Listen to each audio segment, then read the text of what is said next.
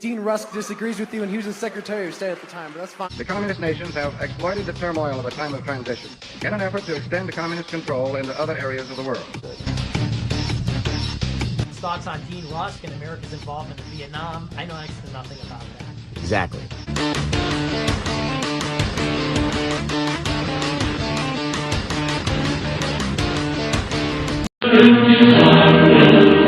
The World Service of the Right Perspective presents Hello, Africa, shedding the light of truth on news from the dark continent. Hello, Africa. We ask the audience to please rise. Ladies, gently place your right hand over your heart. Gentlemen, kindly remove your hats and remain standing while we play the Sham.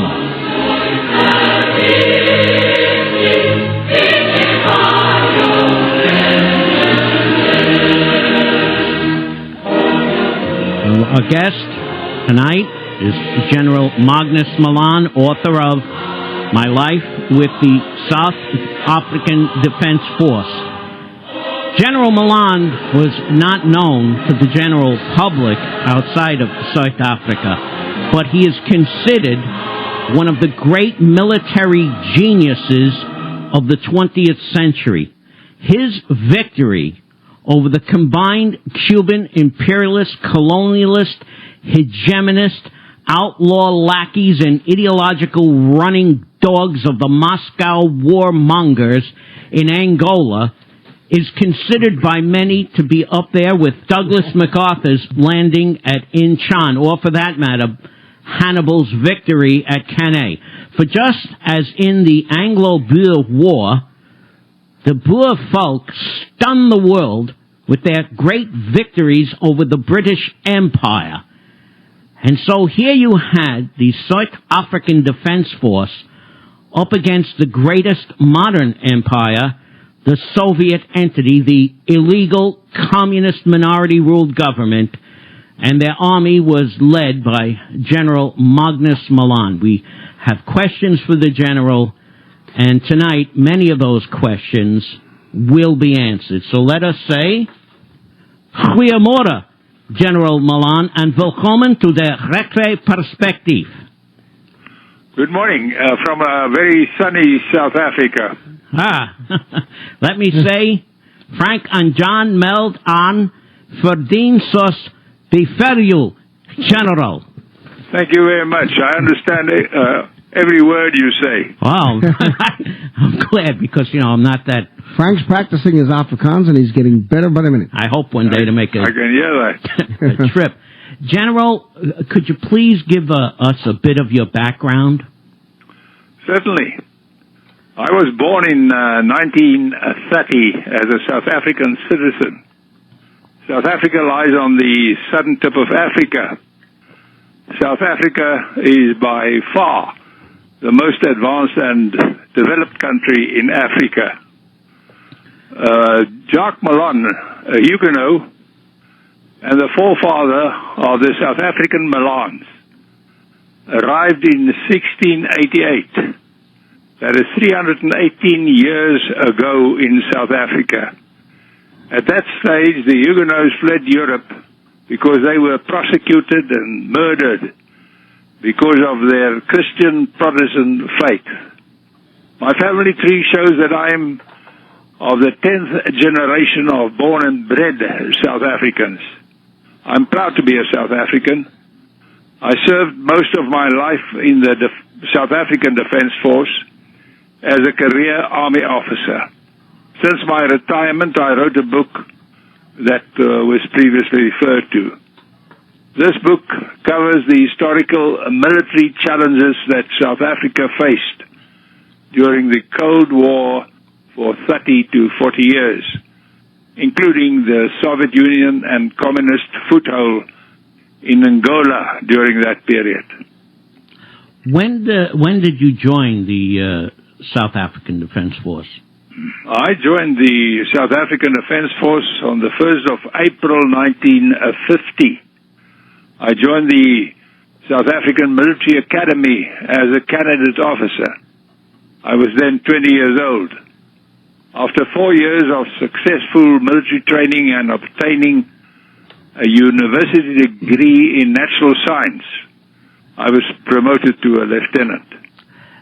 Is there a academy like a West Point of South Africa, or is it styled on the British Sandhurst Military Academy?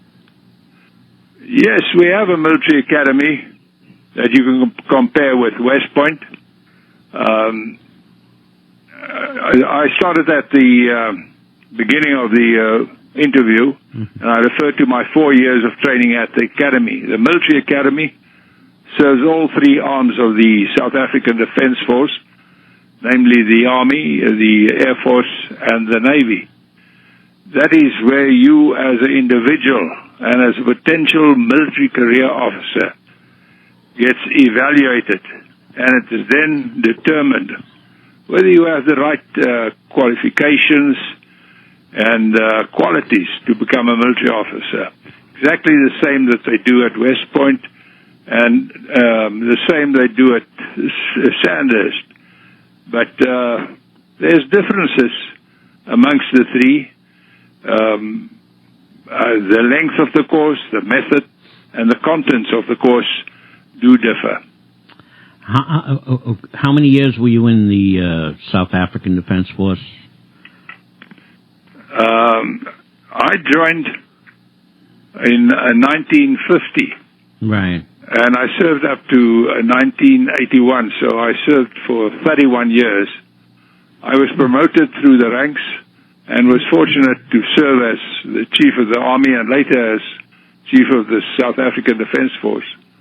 After my retirement out of the Defence Force, I was associated with the Defence Force for another 11 years then as their minister, or as you call it, Secretary for Defence.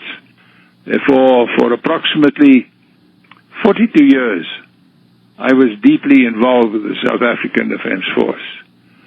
The Defence Force was a well-disciplined, professional organization, not above the law, and apolitical. It had to act in accordance with the laws of the country and was not permitted to break these laws. Participation in politics was also prescribed by strict regulations, as is the case in most Western countries where there are democratic elections. I believe politics and military practice should be separated completely. We agree. Let me ask you, what was the makeup of the SADF? How many divisions they had? And did any of the divisions have special names? For example, were any of them named after the heroes of Boer heroes? Like, was there a Paul Kruger division, or was there a Pretorius division? I was always curious about that. During World War II, we had two divisions fighting with the Allied forces in North Africa and Italy. When I was associated with the Defence Force, we still had two divisions for conventional warfare, plus 9 geographical subdivided commands for counterinsurgency or anti-terrorist purposes. All the Defence Force units were trained in both directions of warfare. Our divisions didn't have any special names. Oh, I was always curious. Let me ask you, what was the reason for the incursion into Angola? I'll give you some of the reasons why our South African Defence Force entered Angola. And that were because of political developments in that country, because of the instability that reigned in that country. Enemy elements that sporadically tried to penetrate northern Namibia from Angola. This forced the South African government to take drastic steps to protect South Africa and Namibia's interests on both sides of the international frontier. These were the, I'll say, main reasons for going into Angola and settle the account there. For example, an agreement on the development of water supplies from Angola to Namibia have been concluded between South Africa on the one side and Portugal on the other side. And this was concluded as far back as 1969. South Africa was forced to become military involved in Angola because of a possible interruption in this water supply project. The pump stations situated in Angola were supplying large volumes of drinkable water for human beings to Vomberland through a 180-mile-long system of canals. Any interruption of the water supply to Namibia would have had catastrophic results for the inhabitants of Uvambaland. South Africa and Portugal were jointly responsible for financing and for the development of the project. During 1975, the workers at the project were increasingly being intimidated by different Angolan groups. The pump operators, they started protesting and were no longer willing to man their posts. They claimed that they would only return if they were guaranteed protection by the South African Defence Force. This crisis compelled the South African government to instruct the Defence Force to enter the Angola territory in 1975. The Portuguese government was immediately informed of these events. They requested South Africa to accept the task of protection until they were in a position once more to do it themselves.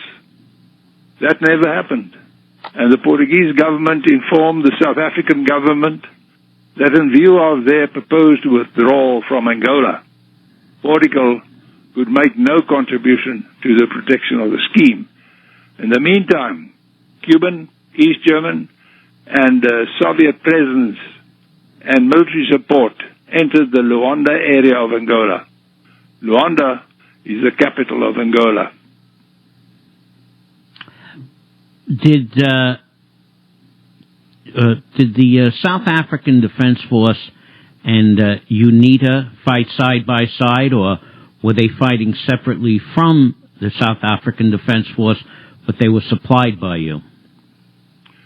On the UNITA side, there were two anti-communist Angolan organizations, and both of them were fighting for democracy against the communist organization that was called the MPLA, or in other words, Popular Movement for the Liberation of Angola.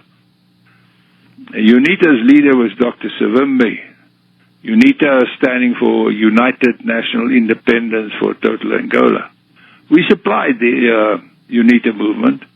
We assisted the UNITA movement. We fought with them. Yes, when necessary, we fought side by side with UNITA, and together won every battle that we fought. You know, it's interesting that you say that you fought side by side with them, because here in the West, we had such a skewered view of UNITA, and this proves that, all we ever heard was that the Boers were so racist, and South Africa, and for years I said, how could that be when they fought side by side with the National Union for the Total Independence of Angola, who were black and led by the great Dr. Jonas Savimbi. And I really think, General, that had the Internet existed at that time, I think the world reaction to your country and your helping the people of Angola fight for their liberation, that story would have been told, rather than the massive Soviet propaganda campaign that was waged against your country. Yes, you're absolutely right. There was a tremendous propaganda onslaught against South Africa, against, those forces that fought with us. Yes. And there were perceptions created about South Africa, what South Africa does and what it doesn't do. And it was a very negative picture that was painted, but not only in the world, particularly in the United States of America, yes. Because you had two senators that prevented, through legislation, prevented your president of assisting UNITA. I'm not sure about the date. And therefore, it was also an anti-effort against South Africa and the UNITA organization. You know, they were fighting for the same democratic principles. That's right. As you have in America. That's exactly right. You know, they had said, I remember reading a story at that time in the New York Times, and the story was datelined from Angola, and it had said that Dr. Savimbi's headquarters at Jamba were overrun by Cuban forces. But 3 weeks later, there was a reporter who said, "That's not true. I was in Jamba with Dr. Savimbi. We were in a longhouse. We were singing songs as a group, and they said the story was an absolute lie." Yep. And let me say this to you, General, that the propaganda, I believe, was waged against South Africa, especially here in the United States, by the crypto-Bolsheviki that were in the media. And the reason was because your country was of a small population. It was basically isolated from the rest of the world. And by constantly the drumbeat against South Africa, the attention was taken off of the atrocities that were being committed around the world by the communists. So by constantly pounding the drum about apartheid, which is nothing compared to the atrocities under communism, this way the public, who really don't think too much for themselves, did not really see what the real menace to the world was. How could a country with a population the size of South Africa, the Boers in South Africa and the whites and the other, how could they have been any threat to anybody? But by doing this, by demonizing your country, they were able to get the attention off of what was going on under the communists. Yeah, you'll know better than I do because you were sitting outside. Oh, you're not kidding. What did you think of Dr. Savimbi? Did you meet him personally? I guess you did. Oh, yes. I knew him very well. Dr. Savimbi was a pragmatist. He was an excellent and a national leader. He had a strong and very colorful personality. He was highly intelligent and was educated in Portugal and in Switzerland. He was fluent in 5 European languages. I'm not even referring to the African languages. He had integrity and he was a Christian, and I respected him. I remember one of his quotes. They were on a set of postage stamps that I bought that were issued by UNITA. They're called provisionals. There are no weapons in the world with the capacity to forever stop the will of the people. How good were his forces in comparison to the Cubans? Well, firstly, if you take the Cubans, they had the support of the modern Soviet weaponry. They had fighter bomber aircraft, helicopters, anti-aircraft artillery, tanks, radar, troop carriers, field artillery, etc., etc. With all these weaponry available to the Cubans, they still had a handicap. They were, and I'm talking about the Cubans, they were psychologically scared that they could be wounded, injured, or die in Angola. In Angola, you must remember, medical facilities were few, and cooling facilities for the deceased to get them out of the hot African sun was far and few between. The Cubans saw what happened to the remains of their comrades, they try to avoid the same type of fate. On the other hand, of course, UNITA had only infantry with a few support weapons. They had very few vehicles, if any. They were willing to pay the supreme price for their country.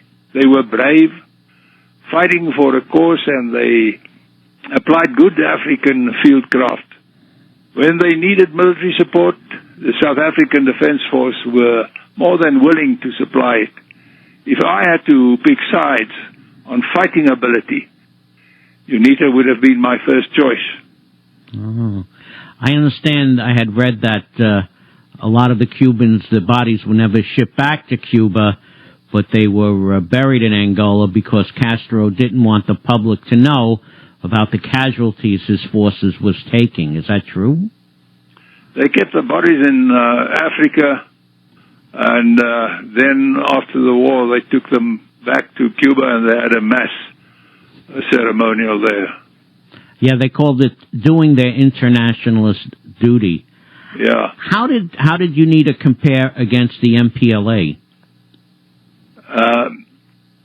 UNITA very seldom requested any support when they were encountering only MPLA opposition. UNITA was basically fighting a guerrilla type of war against the MPLA, and therefore UNITA mostly had the initiative. UNITA was the better of the two, definitely. How did the Cubans stack up against the South African Defense Force in the war in Angola? There were Cubans in Angola before the South African Defense Force got involved. In the beginning, the numbers were small, but they grew steadily, and eventually they were between 50 and 55,000 present. What was the ratio of enemy dead to, or enemy casualties to your casualties? With each encounter, there were always far more enemy casualties than Defense Force losses. For example, at the Cuito-Cuanevale battle in 1987, the enemy lost thousands of men, whilst the South African Defence Force lost 31. At present, I don't have a list of the number of casualties of every encounter, but I personally wonder whether the ratio or the number of casualties is a good measurement to judge the outcome of an encounter, especially where we are involved in anti-terrorist or counterinsurgency operations, or even guerrilla and conventional battles. The casualty ratio from the one type of encounter to the other might be very misleading. I prefer to judge the outcome of every individual encounter by analyzing the aim or the missions of both sides, and thereby determining who was the most successful. The outcome of the Defense Force that fought for approximately 30 years was that we never lost a single military battle. What was the reason for your superiority over the communist forces that you were fighting? What was it the training of your army? Was the fact that you'd lived all your life in that in that environment, so you were excellent bush fighters? What was the reason that the South African Defense Force was able to take on such a massive force and an empire like the Soviet entity? I'll say, first of all, training. Secondly, training. Thirdly, training. And then the most important part is the will to win, the cause that you have. Those are the factors that helped us tremendously. It was the men,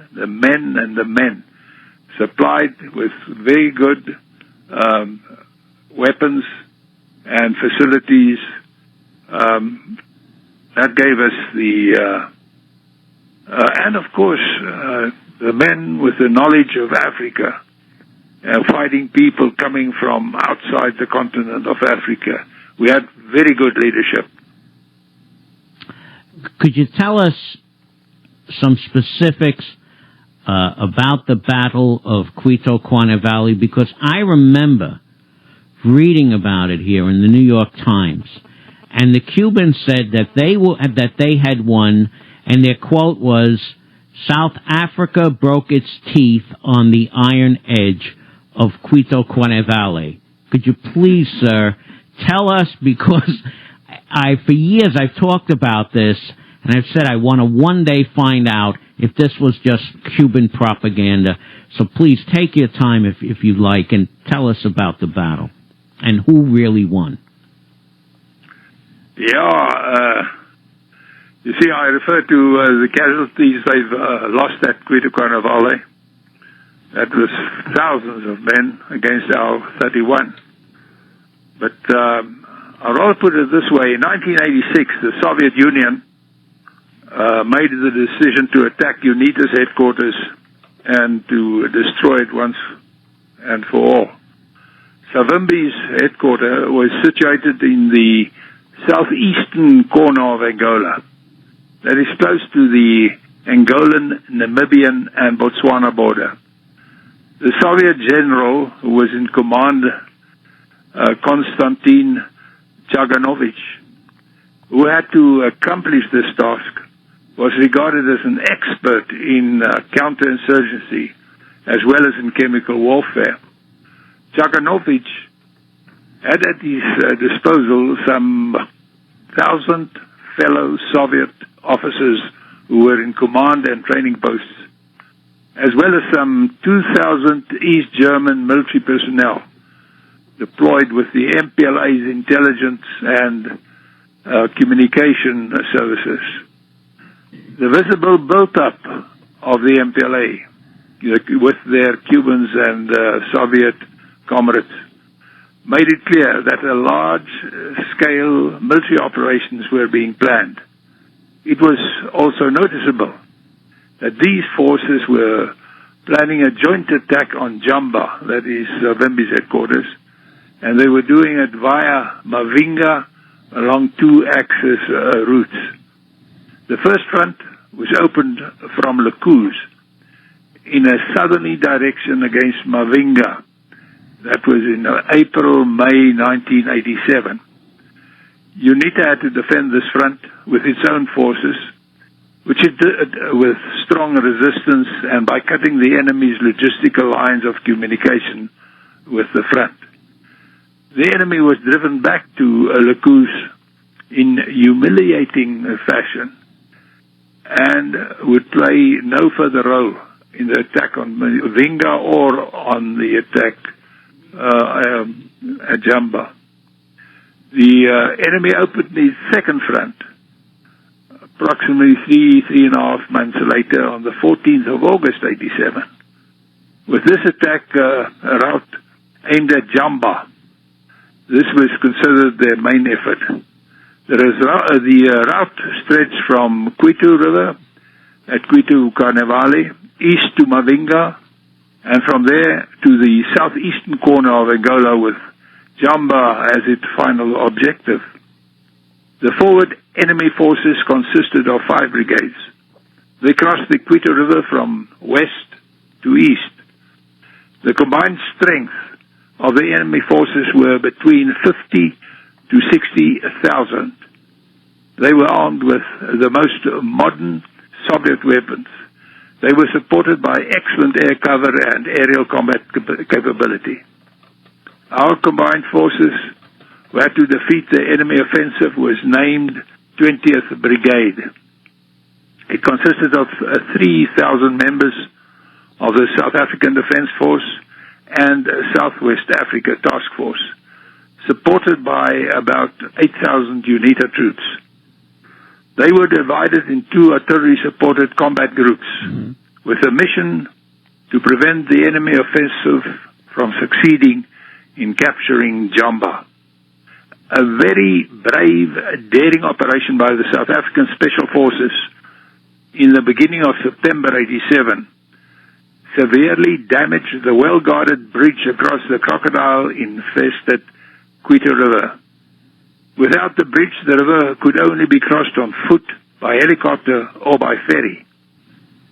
These methods were slow and impractical, particularly when heavy loads had to be transported across, or when the logistical support and replenishment were required.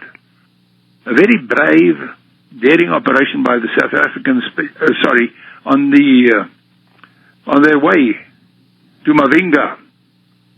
The enemy forces advanced to the Lomba River. That's after they've crossed the Quito River, and they're on their way to Mavinga.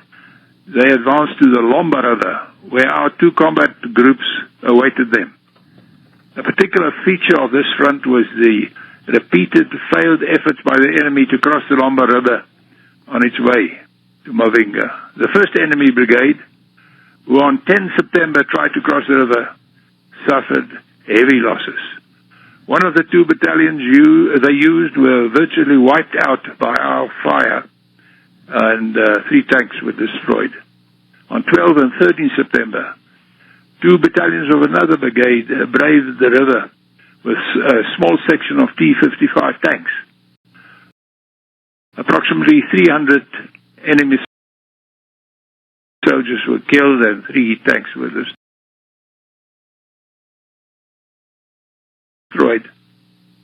There were other attempts to cross the river. A certain brigade tried to do it almost daily.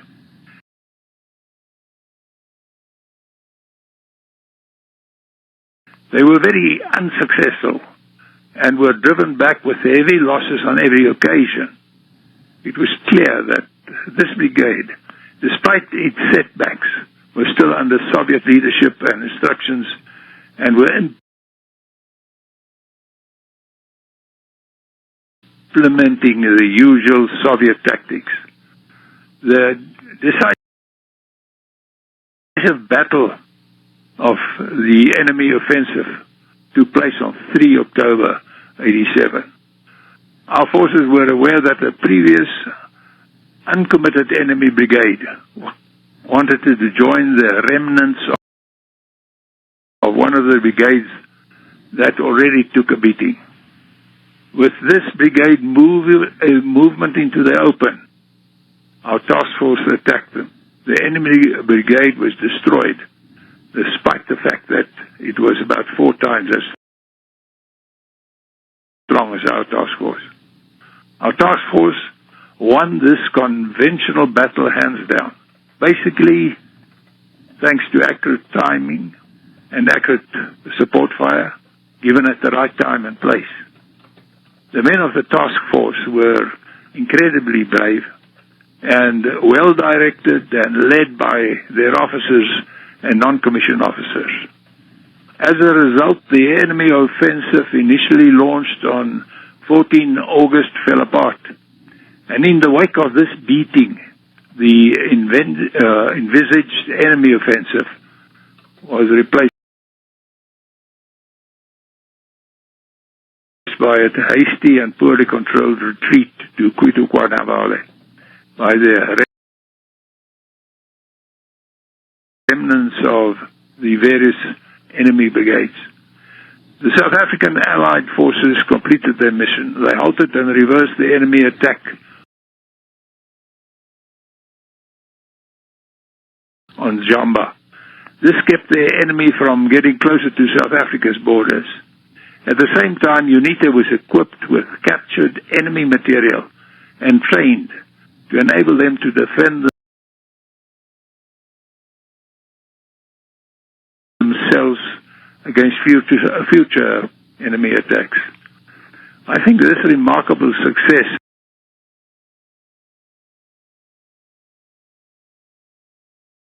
and also a defeat of the Cuban forces in southwestern part of Angola in the mid-88 played an important role to stop Soviet military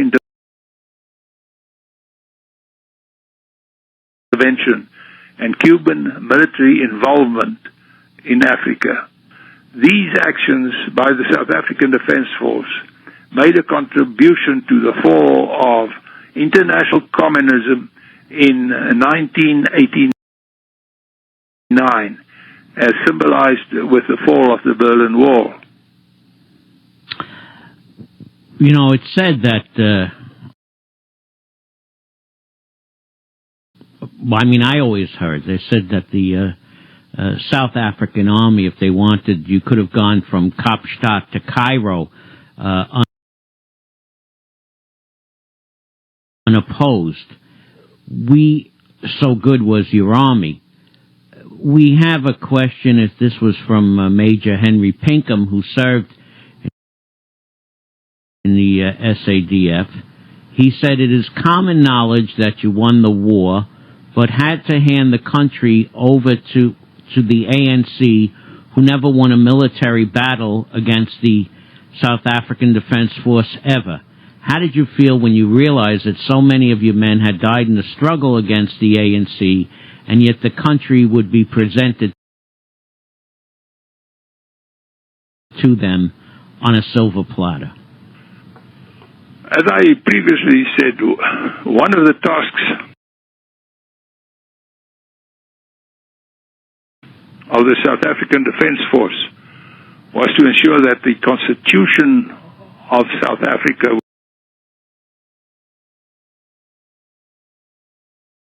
was maintained. And this is very important. This government resolution or instruction is the crux of it, because in brief, it meant that it was not the task of the Defense Force to protect or defend apartheid or any other political party's policy. I repeat, the Defense Force was only to maintain the country's approved written constitution. Briefly, this means that the Defense Force would counter any revolutionary political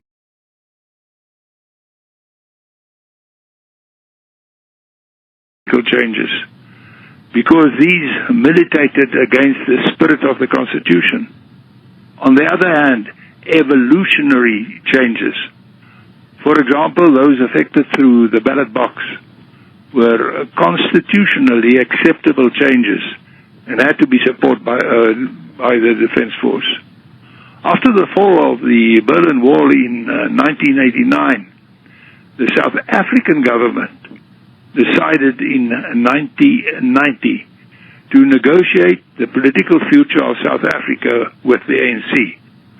Therefore, the Defense Force created the right climate for negotiations so that South Africa could decide its own future by means of an election. In other words, South Africa decided its future in an evolutionary rather than a revolutionary way.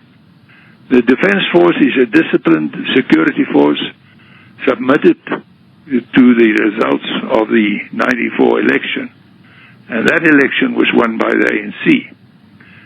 On the whole, from the first encounter up to the election, the South African Defense Force had exceeded my greatest expectations.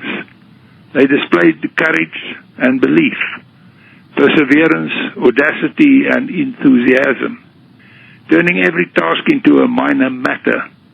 Above all, they had been extremely successful as a team, and they had placed the Defense Force stamp on the enemy with pride, without sustaining a bloody nose themselves. Do not think for a single moment that they always had the things their own way. There were times of suffering, sacrifice, and loneliness as well. The ability of our youth, evident to all, filled everyone with confidence in view of the challenges that South Africa were facing. I also felt sorrow. Along the road, we have lost brave, intrepid men. In my mind, I saw the sorrow of these men's loved ones and prayed that they would find solace and comfort in Him, Father of us all. then the reason, now I've been told by veterans that served in Angola that that Luanda was surrounded by the SADF, and they were ready to go in, but they were told to recall back to South Africa. Is that true? And if it is, what was the reason for the recall? Well, the facts is not true. Oh. What happened really is we moved in from Namibia in a northerly direction up to Lobito, the area of Lobito, a little bit further, to help Savimbi. But the FNLA asked us for support in the northerly direction around Luanda. We sent them in 3 guns. And that was the only South African forces that came near to Luanda. The others were at least 300 kilometers away. But the Americans taught us a lesson, and that is, don't have a Vietnam. Right. And if we stayed there or we conquered, if that was our mission and intentions to conquer Angola, we might have had a Vietnam on us, and we weren't prepared for that. Right. So when the political masters of Africa in the African organization decided who should be the government of Angola, they decided against UNITA, and therefore we said to Dr. Savimbi, sorry, doctor, we have to obey what Africa says, and we left. And that's the reason why we withdrew temporarily out of Angola. You know, in reading the book, The World Was Going Our Way, the KGB and the Battle for the Third World by Christopher Andrew and Vasily Mitrokhin, it said that, and I'd really like your opinion on this, it said that in the 1980s, De Beers Corporation in South Africa was paying the Soviet Union almost $1 billion a year for the supply of high-quality diamonds. Moscow's lucrative secret agreements with Pretoria to keep mineral prices high did not prevent it attacking South Africa's Western business partners for doing business with apartheid. So I would ask you, General, here you were fighting in Angola, fighting for communism, and yet the government, the National Party in Pretoria, was secretly doing business with the Soviet Union. Well, I think your facts is not correct, but I can give you a better example if you like. Sure. We were fighting communism in Angola, and America was buying all their oil from Angola. Right. We accused you of that, and you carried on. Right. There's always hypocrisy. Yeah. I would ask you, how do you see the future for South Africa with the change that has come over it? Well, there's a couple of hiccups, make no mistake about it. There's certain things that's going really fine, even better than in our time. But there's a lot of challenges facing us. And therefore, I have hope for South Africa. We can address the hiccups, the smaller hiccups. It's going to be a lovely country. It's a democratic country. It's a free enterprise. So those are the things that we as South Africans love. But there's certain people who are still against it, and we'll have to change their opinion. And I'm not talking about only right. I'm talking about left too. General, let me just step in and make one comment here. I hope you're right about South Africa, but as far as communists control that country and the rest of the world hasn't got the guts to face what communism is and go on a vendetta to get rid of their regime as they were as anxious to get rid of the white regime, which was very successful and did create all those things that you were talking about that made South Africa so wonderful. I don't have any hope for any nation where communism is the ruling entity. Oh, sure. Agree with you fully. General. And therefore, I think from your side, you don't give enough credit to President Reagan. Yes. He was the man who brought down the Cold War and won it, and brought down the international communism. The American. I think he was a wonderful leader. Yes, he was the greatest president of the 20th century, and as usual, the left, anyone who was great for America and great for freedom, the left hated, and that's why they hated him. Yeah. And it's unfortunate that someone like that can't be followed through with another great leader, but the American left is one of the few entities in the world that actually believes that communism works. General, just before you go, if you were, what would be your strategy in Iraq? Iraq? Yes. I've never been there. Oh, I thought maybe if you had been following. I've never been there, but I can tell you one thing. Yes, that's what we want to know. You got very competent military leaders. By donkey. I'm sure they can solve the problem. But not competent politicos. Well, I didn't say that. You said it. General, we want to say bye a donkey for coming on the program. We truly appreciate it. Your book is published by Protea. Can people get your book on the internet if they want to buy? Okay. If you want it on the internet, the website is www.kalahari.net. Kalahari spelled with a K. .net. And search for Magnus Malan or My Life with the South African Defence Force, and you'll find it there. Okay, then let's say goeiedag. And I Goodbye. hope in the future you may come on the program again. It's been a pleasure to be with you. Yeah, very interesting. Bye, donkey.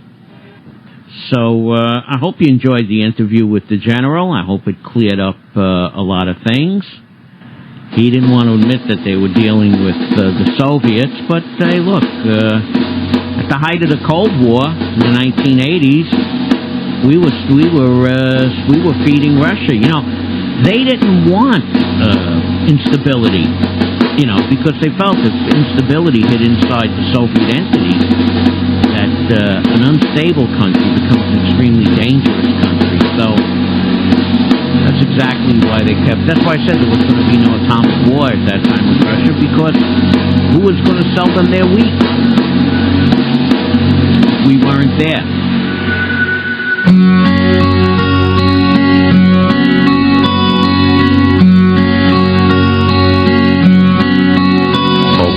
Bergen die nacht, lei ons in donkere wacht. En die modder en bloed lei ek koud, streepsak en reën kleef teen my. En my huis en my plaas tot kole verbrand, sodat hulle ons kan vang. Maar die vlamme en vuur brand nou diep, diep binne my. Delarai, sal jy die boere kom lei? Delarai, generaal, seeman sal ons om jou val. Generaal, delarai, oor die kakies wat lag, handjie van ons sien 'n hele groot macht. En die Franse lê hier teen ons rug, hulle dink dis verby. Maar die hart van 'n boer lê dieper en wyer, hulle gaan dit nog sien. Op 'n berg kom hy aan, die leeu van die Wes-Transvaal. Delarai, sal jy die boere kom lei?